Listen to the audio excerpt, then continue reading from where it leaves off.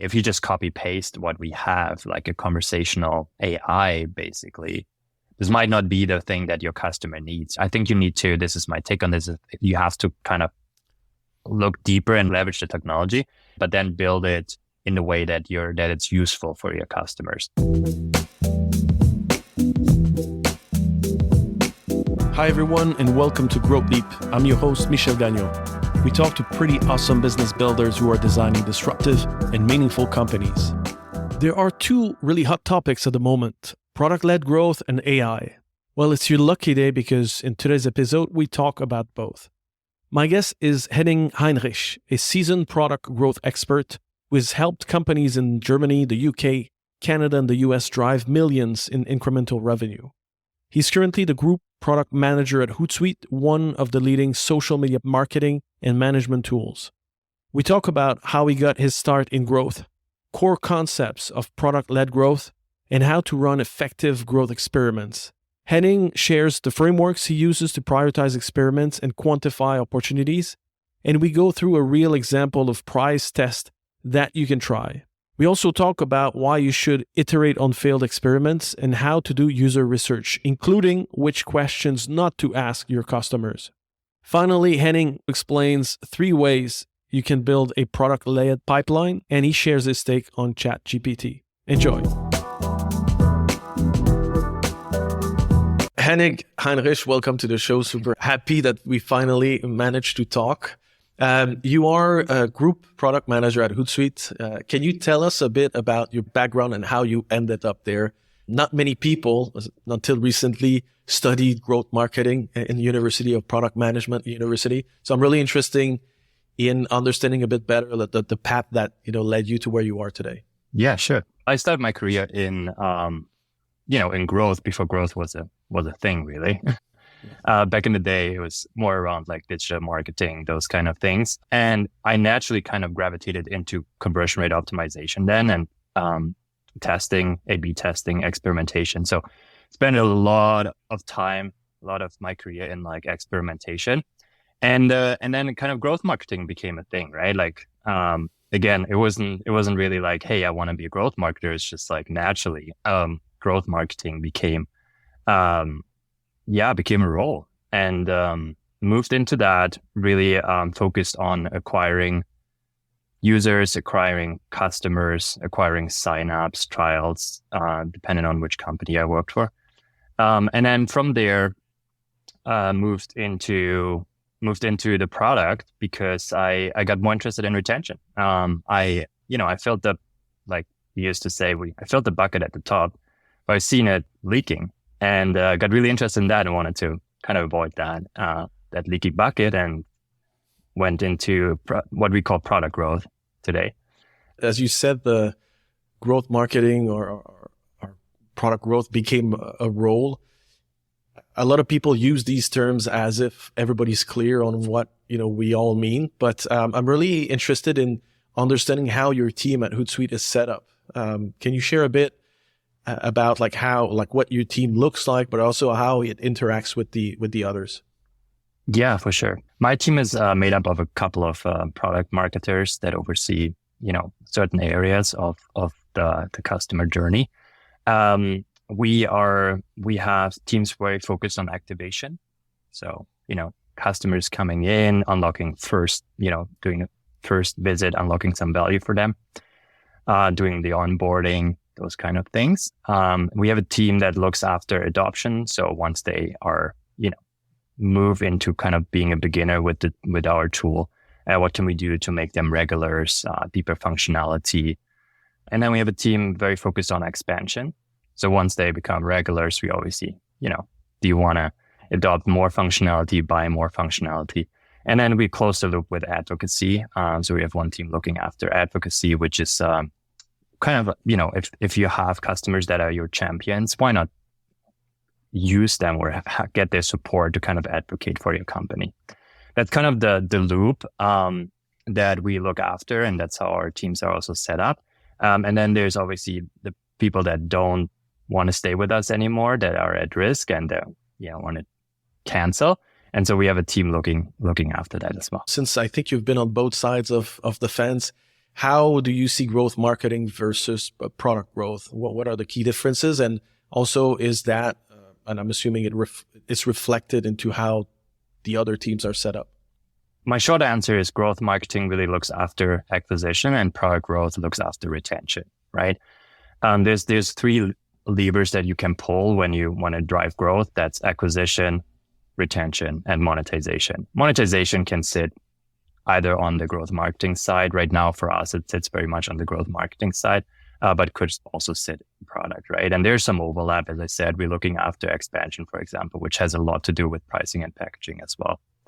But yeah, in a nutshell, growth marketing, acquisition, product growth looks after retention. You said a while back that growth marketing is not a magic potion, it's a habit. And I know that you do CrossFit, you're a CrossFit athlete, which I believe requires a lot of developing good habits. Can you tell us a bit what a good growth habit would be? That's a good question. Yeah, I mean, it's about stacking good habits. You're right? I think back then when I said that, what I really meant by that is at the time there was a lot of hype around growth hacking. There was like, hey, there's like this one magic thing, because you had companies like Airbnb that just done this thing with Craigslist, right? They posted on Craigslist and they basically had a 10x growth leveraging another platform, and that was the growth hack. And at the time, everyone was like looking for those growth hacks. But the reality is, it wasn't one thing that they came up with and magically they grew 10x, right? They probably tried 1,000 things before that, and then they found this one thing that worked for them. But it doesn't mean it works for any other company. It doesn't even mean it works for any other marketplace, right? So my point back then when I said that was around, well, approach it more like an iterative approach, right? You have hypotheses, you test those hypotheses, and either you test them right and you find something that works, or you don't, right? Regardless, it's not that one magic thing that you can just copy paste from another company. I'm interested in the process, right? And how you actually run it with your team. I mean, there's been books like Hacking Growth that have been written about the step-by-step process. I think conceptually speaking, it's relatively easy to understand. The challenge I feel with any, frameworks, concept, the processes to actually implement it in your teams. So I'm really interested, like if you can walk me through a day or a week, just to see how you manage the process with your team. On a very high level, we have a dual track approach. So we do discovery and also delivery. Discovery for us is like really diving into understanding the problem. Delivery is delivering the solution. We're spending a good amount of time on discovery, really understanding the problem areas first. The way we do that is talking to customers, right? Like there's a lot of qualitative data points that we get, really understanding the customer pain points, not just looking at data and coming up with a hypothesis, but actually talking to customers, understanding why and getting to the root cause of their pain and their pain points, right? From here, we kind of find areas where we want to dive in, right? We want to understand better. And what my team is doing is as a next step, they look at quantity and they quantify the problem. Because what I see a lot is, as product marketers, we're so trained to kind of look at what are the customer pain points. And when we find a customer pain point, we're so excited that we want to build a solution for them, right? But we jump sometimes a little bit too fast into solutioning. So what we need to do, and what I see a lot, is like the problem that we identified is a problem, but it's a problem for maybe one or two customers out of 100,000 customers, right? If we would build a solution, it's not really solving anything for our entire customer base. So as a next step to avoid that, what we do is we look at opportunity size or the problem size, basically, right?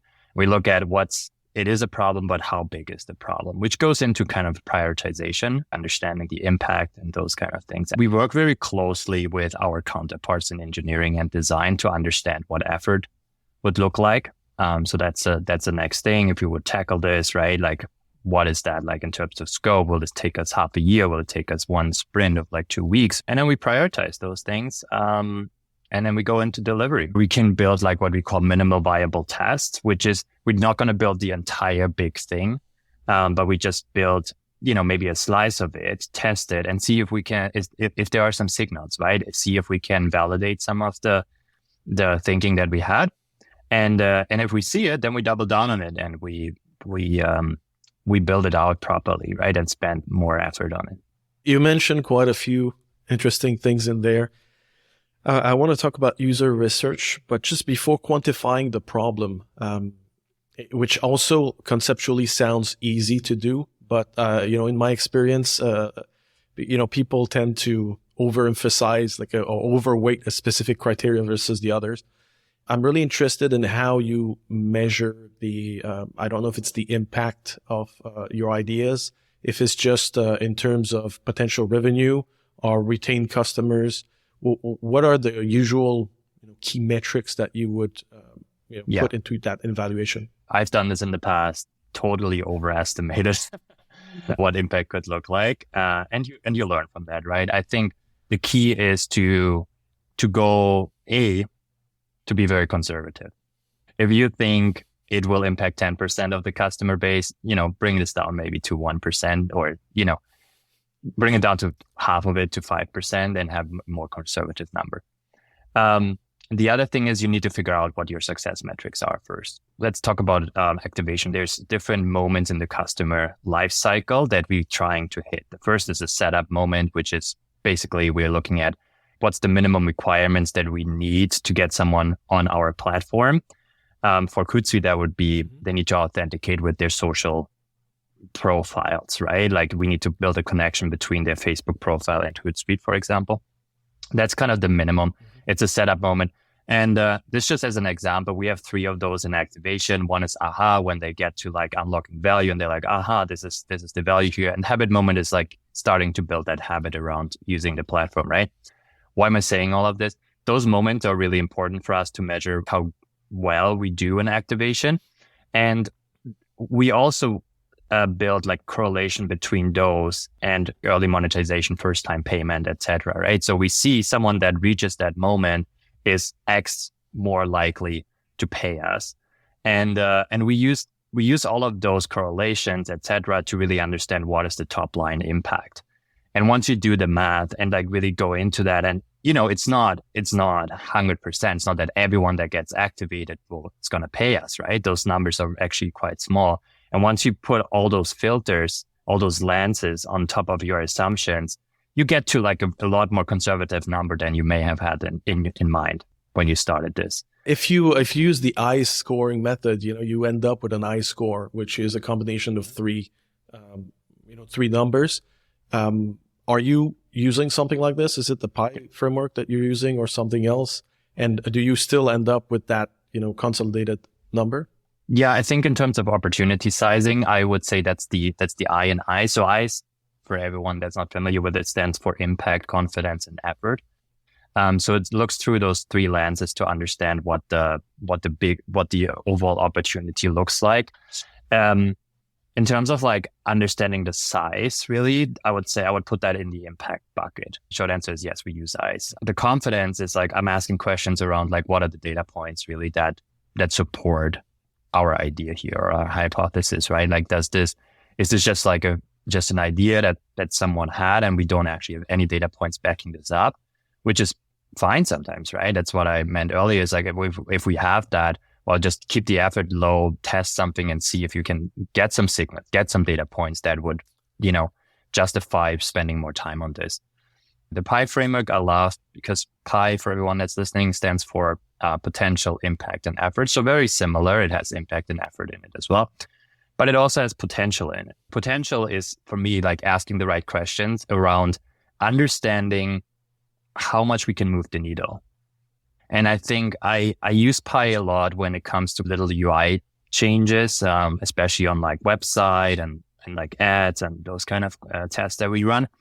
I love to use Pi because sometimes we're like, yeah, let's do this test. It probably has like, it's on the homepage. So it has a big impact. A lot of people see it.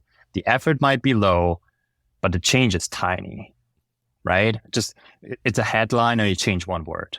Could be impactful, but maybe not. So when we prioritize it, we got to look through the lens of like, okay, so what does the change really look like? Like what's the potential that this could drive really? Is there really, the impact is high, the effort is low, but is there really a lot of potential by changing the exclamation mark to a dot in a headline? So that's why I love the pie framework for like when it's like tiny things to really understand, oh, maybe this is too small and let's prioritize something that has more potential to move the needle. Frameworks are great, but devil is in the details.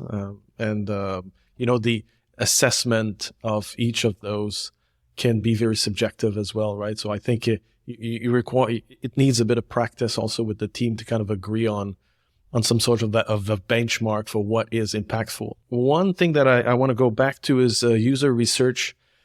I've been in a lot of meetings with product engineers and salespeople where people were thinking, oh, what should we build next? And as if it just could come out like this, out of this brainstorming session. What I've experienced myself, whenever I talk to clients or customers, is that there's a lot of ideas that just come from, talking to them. Yes, you can look at the competition, you can copy, you can try to catch up. But I think personally, I found the real bag of gold is when you talk to customers. And what I've heard frequently was people quoted Henry Ford's famous quote, if I had asked my customers what they wanted, they would have said faster horses, right? You should. Yeah. So I'm interested in how you do the user research, how you approach it, what kind of user research method that you're using. And tell me all your secrets. Yeah, no, I love that. I'm very passionate, actually. I feel the same way, right? Like, and what I love to say is, if you want to innovate, don't ask your customers. Like they're not going to tell you your innovation, right? Because innovation, we sometimes also think it's just just getting sidetracked here for 30 seconds. But for innovation, we sometimes think of this really crazy thing, right? You think of iMac, for example. The iMac computer was this crazy innovation, but it's actually not true. The iMac was a personal computer, but the computer already existed. It's not that Steve Jobs created the computer. He just took something and made it better. And there's an innovative aspect to it. And even for us as humans, it's like, those are the most successful innovation. Because if you go too far, you have a problem. People have a problem adopting to it, right? Google Glasses is a good example. People are not ready for it. The Apple AirPods, I would say, people were like, this is kind of weird. You have this toothbrush in your ear, but somehow they got over that. And now everyone's wearing it. It's normal, right? But in the beginning, I remember I wasn't the early adopter because I was like, no. But they got enough early adopters that kind of pushed it into the main market, right? Sorry, got sidetracked there. Very passionate about innovation. I think that the thing with innovation and like figuring all of it out is not asking the customer, hey, what solution do you want? You're asking the customer, what pain points do you have? Like, what are your problems? How do you work? Like, especially in B2B SaaS, their workflows, right? Like our customers they need our software to do their work. We love the framework jobs to be done. This framework is basically asking, so what jobs do you have to do? And like, how can we support you in that?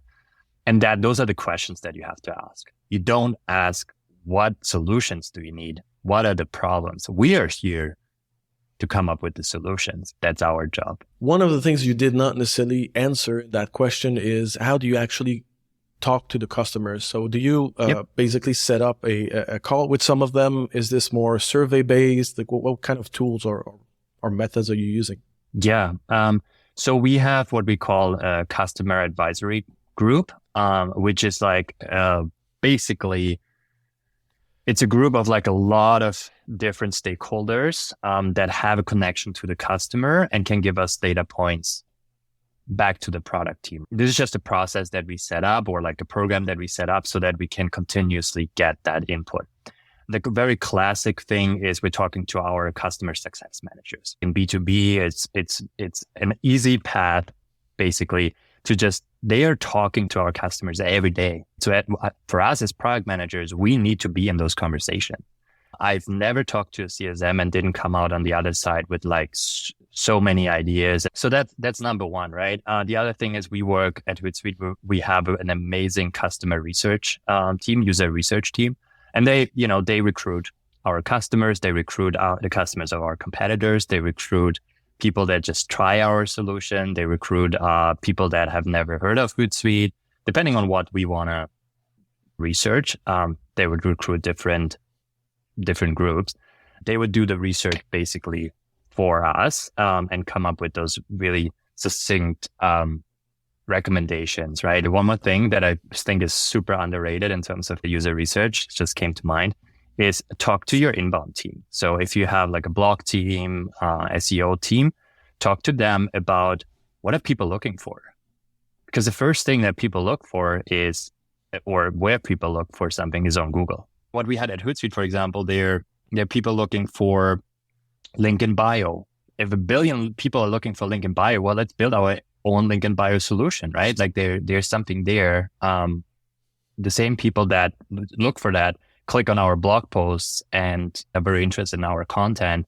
So they're close to our customer or our ICP potentially.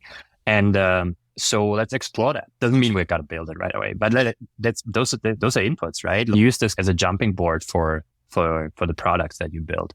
I would like to talk about experiments that you've tested and run. And obviously, our audience is interested in building their own business or the career and to contribute to growth and building something that matters.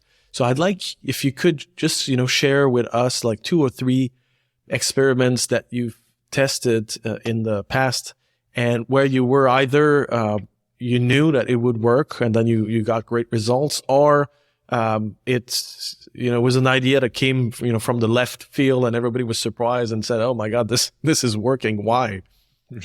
Yeah. Well, first of all, I would say in terms of experimentation, only 25% rule of thumb of your experiments will actually be successful. And that's okay. That's why we experiment. That is the tool out of our toolbox, the experimentation tool. That's why we have it. To de-risk really early on, to understand really early on, is this something or isn't it something? In terms of like, giving you a specific, let's start with the one win. That's a very interesting one. I'll tell you in a second why. So what we've done is in terms of activation, we know someone unlocks value at Hootsuite when they publish or post through Hootsuite to their social profiles, to multiple social profiles, ideally at once. That's kind of our value prop. What we've done is, or our hypothesis at the time was like, well, if that's what they need to do, let's cut everything when they come in, like all the blah, let's cut all of that. And let's just drop them right into that, hey, post something so that you see the value. So we've done that. Actually had a really, bad impact on our metrics. It was actually worse. Oops. We activated worse, right? And so what we could have done, or what the team could have done at that point is like, well, it didn't work. Let's move on to the next thing. But what we actually did, and I think that's kind of the biggest advice I would give anyone that's doing experiments, is you had an hypothesis. And the first question that I ask when I see the results, when I see how an experiment performed, is like, why do I think it performed this way? What are my hypotheses is that it performed this way? And what it does is it actually kicks off like a cycle of like, I had an hypothesis, I build, measure, learn from it. And now I have new hypotheses coming out of the results and keep going. So for the example that I just shared, we've done that. We asked ourselves, okay, so why didn't it work? What are our hypotheses? And we're like, well, maybe, one smart person on my team said, maybe they're just overwhelmed, right? Like we dropped them into like very close to kind of like the end of their workflow, but they have to make a lot of decisions, upload content, do this, etc., blah, blah, blah. And one of the things that we were thinking about was like, well, they have to select which social profiles they want to post to, Twitter and LinkedIn, for example. What if we pre-select that for them? So what if we look doing onboarding, we ask them to connect their LinkedIn with the Hootsuite solution? What if we just look at the first 2 that they connected, because probably those are the ones that are most important to them, and just pre-select that for them in that process? So basically anticipating your users' needs, which was a learning coming out of that, not to spoil the results, but we've done exactly the same, pre-selected some social profiles for them that they may want to post to, and have seen a 10% increase in our activation metrics. So exactly the same experiment, great success, but only after we went through another iteration of it. When you ask for like, what are your most successful experiment? I got to tell you, like the most successful experiments to me are the ones which took like 5 iterations to get there.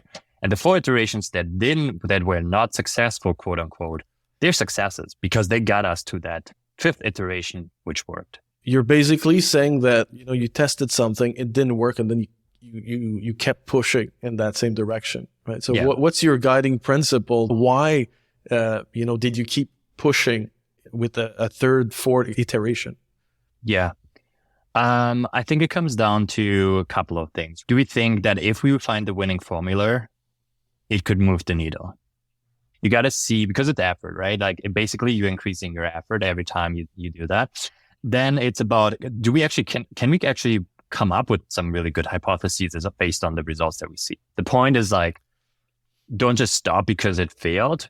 Ask the question of like, why? And then see if something comes out of it. If nothing comes out of it, fine, stop there. Know when to pull the plug. Last thing I will say to this is it's somewhat related, right? Like be data informed instead of data driven.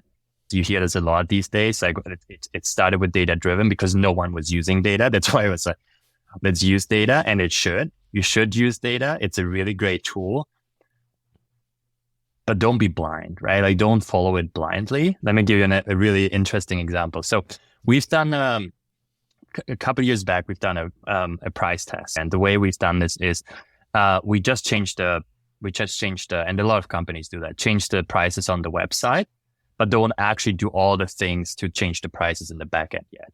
And what you expect is when you increase prices is that your signups go down.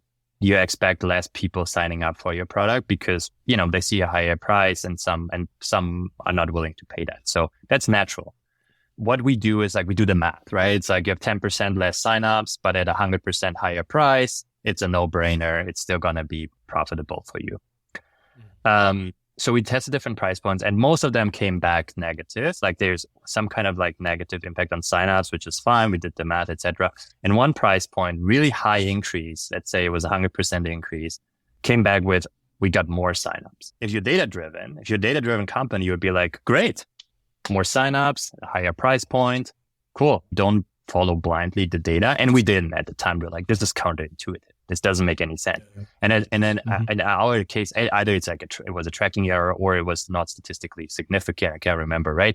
But the point is like you ask like, why? Does this make sense? When you tested these different price points, like how did you do this? Because you're kind of telling me, you change the front end, but not necessarily the back end. So let's say instead of paying, $40, it was, you put 35 or 45. I would still click on the $40 or your new price point, and I would still end up in the checkout with the old pricing. In the checkout, we would still show the new pricing, but then we would actually just charge you the lower price. And it only works this way.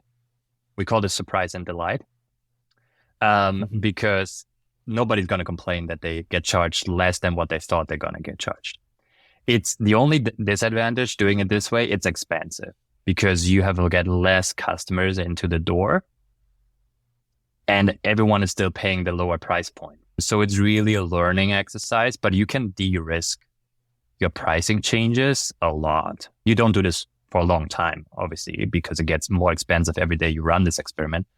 But you run this for a week or 2 weeks or maybe even 3 weeks, and you get a good feeling and you really de-risk the decision there. You mentioned on LinkedIn that although marketing has a huge variety of subspecialties like, CRO, CEO, email, PR, etc., we don't find the same range of expertise when we talk about product management. Right. And you were kind of saying that it's kind of time to work on that. When you think about expertise or subspecialties for product management, what comes to mind for you?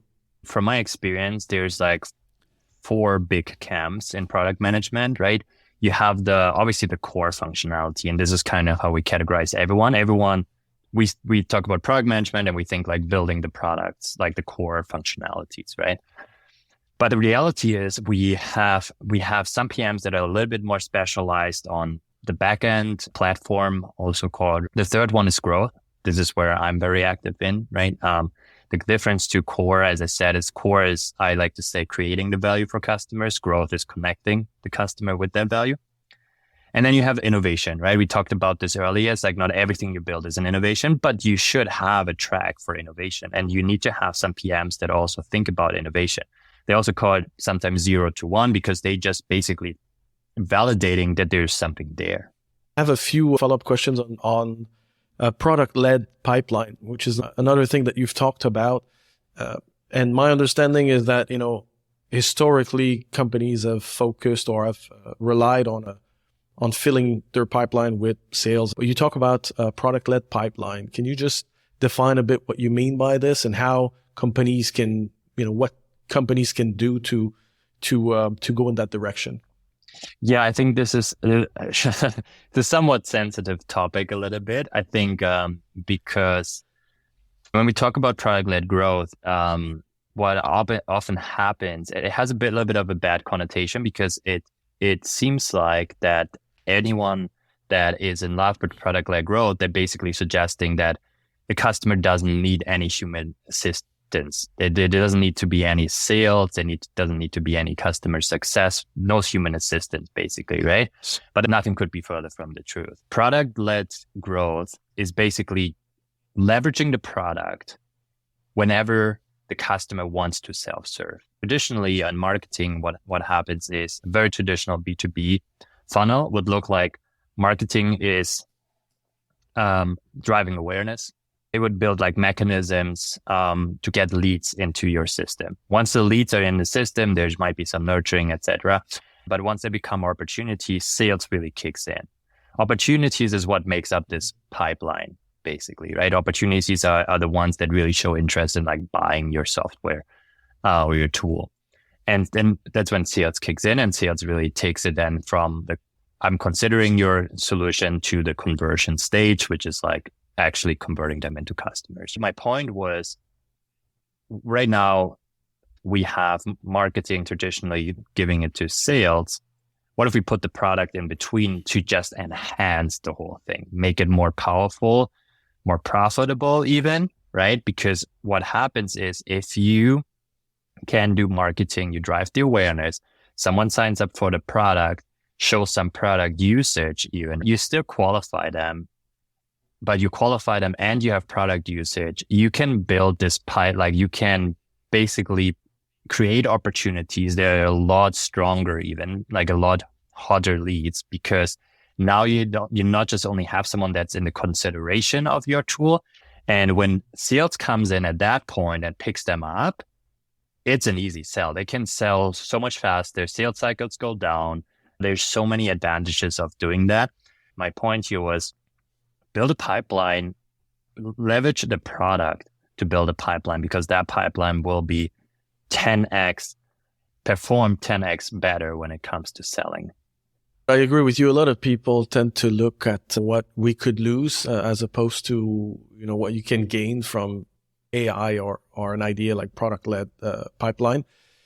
But what does that mean to be able to do this? If you have a SaaS business, does that mean you offer a free trial? Is this like the main way to actually do this? There's different mechanisms, I would say, right? Like you got to figure out what this looks like for you. I think in general, what I see is the market, like most customers, at least in B2B, want to try out the product in some ways. So here are the three things that I see. One is just like a demo with like dummy data. So you don't really have to sign up. You just click and you see, this is our product. This is how it looks like. Here's some dummy data in it. The second thing that I see is a free product, what we call the freemium motion. You can sign up for a free product. You never have to pay, but you have very limited functionality.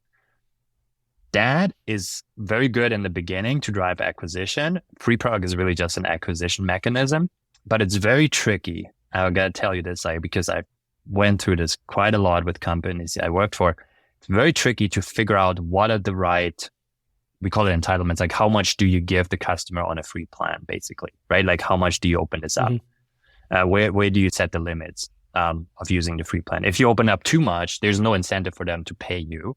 If you make it too little, there's no initial value that they get out of it. So they're like, this is not valuable, and they drop, right? Canva is doing that, I'm not affiliated with them in any ways, but Canva is doing that because I'm just impressed how they've done it. Very, very smoothly. They found this one feature that people are willing to pay for. It's interesting. It's the background remover. It's just so simple and elegant that I had to mention this. And then there's the trial, and trial is very powerful because you can open up all the functionality and get like people to experience, oh my God, there's so much value here, but you time box it. You say 14 days, 30 days, maybe 7 days, and then you lose access to it. Those are the three things that I see in terms of how companies can leverage the product. We've talked about ChatGPT, and obviously it's huge at the moment. I think there's a lot of hype, like every time there's something new coming up, but this is not just anything. I think it's huge, and it'll become a very important in how we do business and how we work.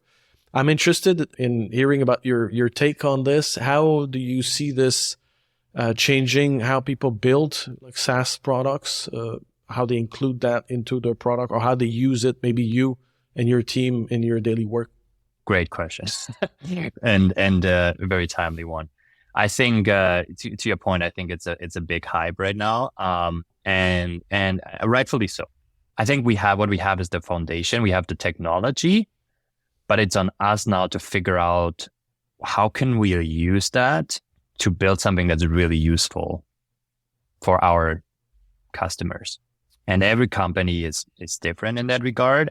If you just copy paste what we have, like a conversational AI, basically, this might not be the thing that your customer needs, right? Like just that. Like I think you need to. This is my take on this.